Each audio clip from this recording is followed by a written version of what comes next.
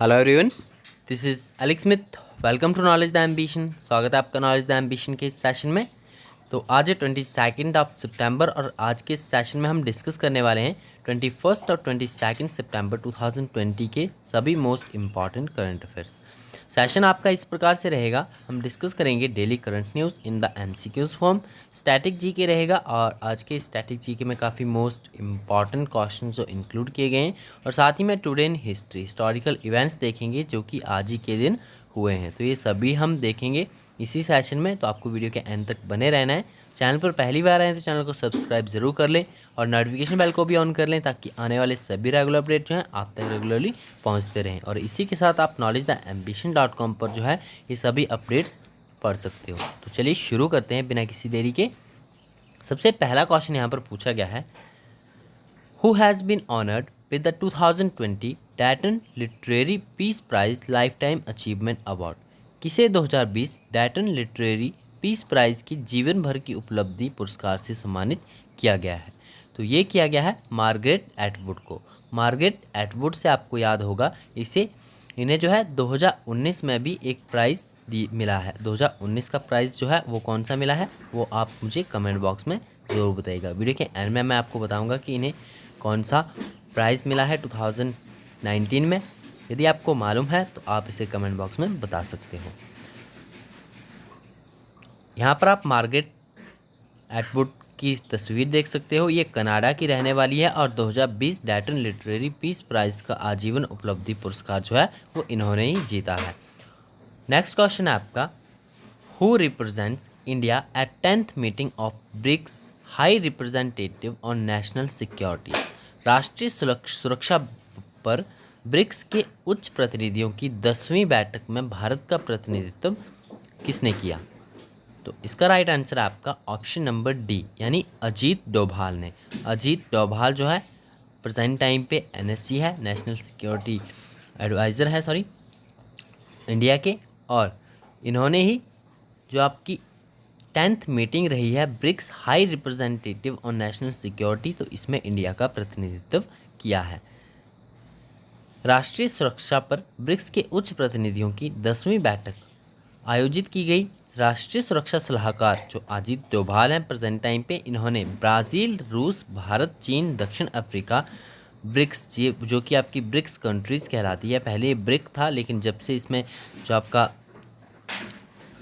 दक्षिण अफ्रीका जुड़ा है उसके बाद इसे ब्रिक्स कहा जाता है। तो इस समूह के शीर्ष सुरक्षा अधिकारियों की एक आभासी बैठक में भारत का प्रतिनिधित्व किया है।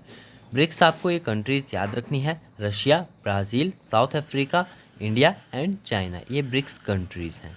नेक्स्ट क्वेश्चन है आपका, Mukhyamantri Mahila Utkarsh Yojana has been launched by which state.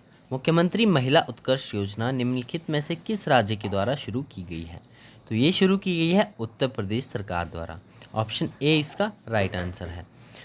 Sorry, Uttar Pradesh नहीं, ऑप्शन सी इसका राइट आंसर है। ये गुजरात द्वारा मुख्यमंत्री महिला उत्कर्ष योजना, तो ये गुजरात के मुख्यमंत्री विजय रूपाणी द्वारा शुरू की गई है। गुजरात के मुख्यमंत्री है विजय रूपाणी, आप इनकी यहाँ पर तस्वीर देख सकते हो। इन्होंने मुख्यमंत्री महिला उत्थान योजना नामक एक योजना शुरू की है जो कि राज्य में महिलाओं के समूह को ब्याज मुक्त ऋण प्रदान करेगी। तो ये आपको ध्यान में रखना है, गुजरात सरकार के द्वारा मुख्यमंत्री महिला उत्थान योजना शुरू की गई है।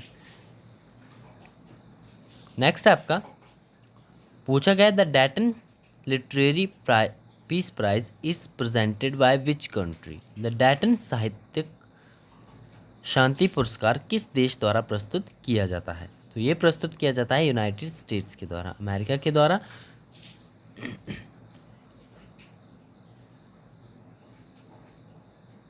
इस पुरस्कार ने जो है शांति, सामाजिक न्याय और वैश्विक समझ को बढ़ावा देने की में साहित्य की शक्ति का जश्न मनाया जाता है। ये संयुक्त राज्य का एक साहित्यिक पुरस्कार है, the Dayton literary peace price.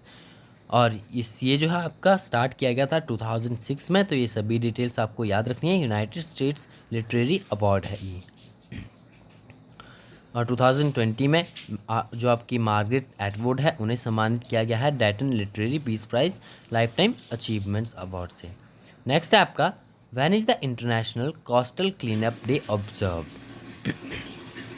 International coastal cleanup day कब ऑब्जर्व किया जाता है? तो ये ऑब्जर्व किया जाता है प्रत्येक वर्ष third Saturday of the September, यानी सितंबर महीने के तीसरे शनिवार को जो है प्रत्येक वर्ष international coastal cleanup day observe किया जाता है। The international coastal cleanup day is traditionally held on the third Saturday in September. In 2020 the day is being held on 19th of September. और जो इसकी थीम रही है 2020 की थीम मोस्ट इम्पॉर्टेंट हो जाती है डेज़ की, तो आपको ये ध्यान में रखनी है। जो आपका इंटरनेशनल कोस्टल क्लीनअप डे है इसकी 2020 की थीम रही है achieving a trash free coastline. Achieving a trash free coastline इसकी थीम रही है। नेक्स्ट है आपका how many beaches of India has been selected for the international eco level और ब्लू फ्लैग सर्टिफिकेशन। अंतर्राष्ट्रीय eco level या blue flag प्रमाणन के लिए भारत के कितने समुद्र तटों को चुना गया है? तो ये कुल आपके 8 बीचेस हैं, इंडियन बीचेस हैं, जिन्हें की चुना गया है international eco level blue flag certification के लिए। पहली तरह की अपनी पहल में ये फर्स्ट टाइम हो रहा है जब भारत में जो है ये आपकी पहल जो है फर्स्ट टाइम है और भारत के 8 समुद्री तटों को ब्लू फ्लैग प्रमाणन के लिए अनुशासित किया गया है। नेक्स्ट क्वेश्चन है आपका which TV series won the Emmy award in the outstanding drama series categories. उत्कृष्ट ड्रामा सीरीज श्रेणी में किस टीवी श्रृंखला ने एमी पुरस्कार जीता है? तो ये जीता है सक्सेशन। ये आपका एक इंग्लिश जो आपकी टीवी सीरीज़ है इसे ही आउटस्टैंडिंग ड्रामा सीरीज़ कैटेगरी में एमी अवार्ड मिला है। और सक्सेशन इसका हिंदी में अर्थ होता है उत्तराधिकार। तो पारिवारिक गाथा श्रृंखला उत्तराधिकार यानी सक्सेशन ने उत्कृष्ट ड्रामा सीरीज श्रेणी में एमी पुरस्कार 2020 जीता है। इस शो ने 72वें एमी अवार्ड्स में कुल 5 पुरस्कार जीते हैं। तो ये आपका यहाँ पर कवर देख सकते हो सक्सेशन। ये आपकी एक टीवी सीरीज़ है जिसने कि एमी अवार्ड 2020 जीता है। नेक्स्ट क्वेश्चन है आपका इन अ फर्स्ट यानी एक पहली जो आपकी फर्स्ट पहल है ये एक how many women officers have been selected to join the helicopter stream of the Indian Navy. पहल में भारतीय नौसेना के हेलीकॉप्टर स्ट्रीम में शामिल होने के लिए कितनी महिला उत्तराधिकारियों का चयन किया गया है? तो ये कुल 2 उत्तराधिकारियों का चयन किया गया है। ऑप्शन 20 का राइट आंसर है। और ये 2 उत्तराधिकारी कौन है? एक है सब लेफ्टिनेंट कुमुदनी त्यागी और दूसरी है आपकी SLT रीति सिंह। तो यहाँ पर आप दोनों की तस्वीर देख सकते हो। एक ऐतिहासिक पहल में 2 महिला अधिकारियों को भारतीय नौसेना के हेलीकॉप्टर स्ट्रीम में ऑब्जर्वर एयरबोर्न टेक्नीशियंस के रूप में शामिल होने के लिए चुना गया है। तो ये आपको ध्यान में रखना है। कुल 2 अधिकारियों को जो है इसमें शामिल किया गया है। उनके नाम भी याद रखने हैं आपको, नाम भी एग्जाम में पूछे जा सकते हैं। नेक्स्ट है आपका which country tops the total covid recoveries in the world. तो जो आपकी कोविड-19 रिकवरीज में टॉप कंट्री कौन रही है? वो इंडिया रही है। ऑप्शन 20 का राइट आंसर है। भारत ने 4.3 मिलियन बरामद मामलों में कोविड-19 रिकवरी के मामले में दुनिया के शीर्ष स्थान पर कब्जा कर लिया है। इसकी पुष्टि केंद्रीय स्वास्थ्य मंत्रालय ने 21 सितंबर 2020 को की थी। तो आपको ये ध्यान में रखना है रिकवरीज में अभी टॉप कंट्री चल रहा है आपका इंडिया। नेक्स्ट क्वेश्चन है आपका when is world Alzheimer's day observe. World Alzheimer day प्रत्येक वर्ष कब मनाया जाता है? तो ये मनाया जाता है आपका 21 ऑफ सितंबर को। ऑप्शन सी इसका राइट आंसर है। The World Alzheimer Day is observe on 21 of September every year. The day aims to create a global opportunities to raise awareness and highlight issue faced by the people affected by the dementia. It is also an opportunity for the people and organization to demonstrate several measures to help people live well with dementia. तो आपको ये ध्यान में रखना है 21 of सितंबर को प्रत्येक वर्ष वर्ल्ड अल्जाइमर डे ऑब्जर्व किया जाता है। नेक्स्ट आपके यहाँ पर स्टैटिक जीके स्टार्ट होता है। तो स्टैटिक जीके जो है आपका डेली करंट इवेंट्स पर बेस्ड होता है जो कि मोस्ट इम्पॉर्टेंट है आपके एग्जाम के लिए। तो आपको इन्हें भी ध्यान से पढ़ना है। फर्स्ट क्वेश्चन आपका यहाँ पर पूछा गया है Rene Frank trophy is related to which sports. Rene Frank trophy किस खेल से संबंधित है? तो जो आपकी रैनी फ्रैंक ट्रॉफी है ये संबंधित है हॉकी से। ऑप्शन बी इसका राइट आंसर है।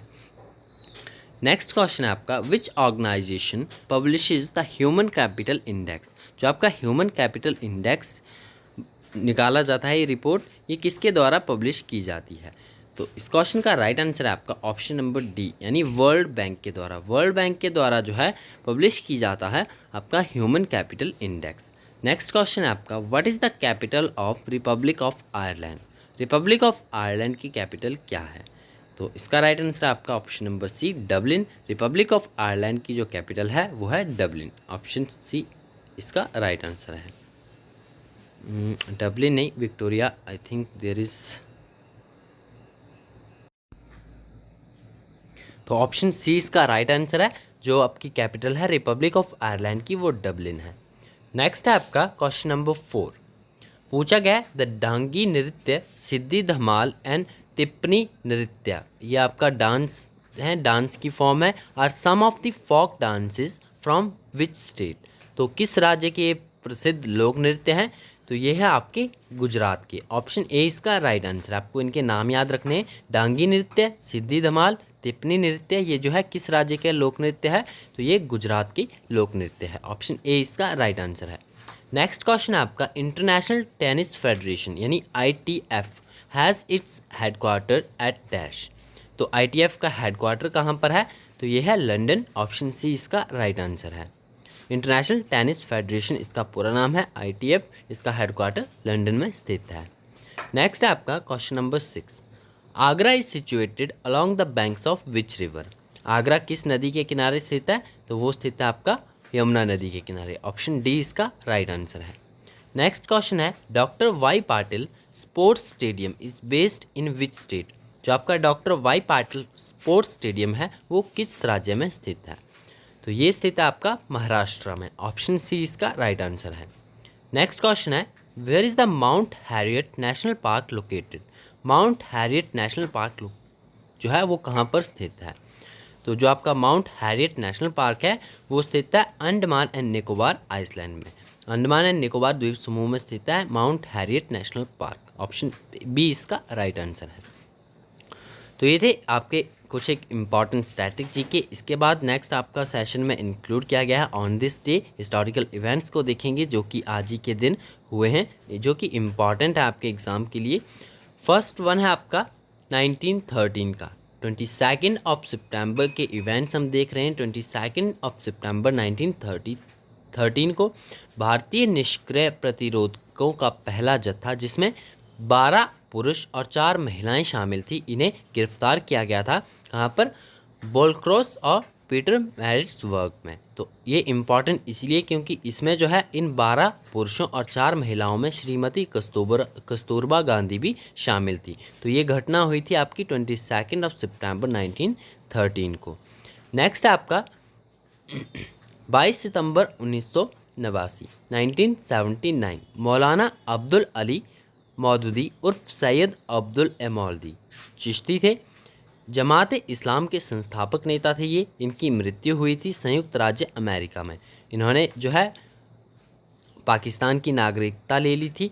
इनकी मृत्यु हो गई थी 22 सितंबर 1979 में।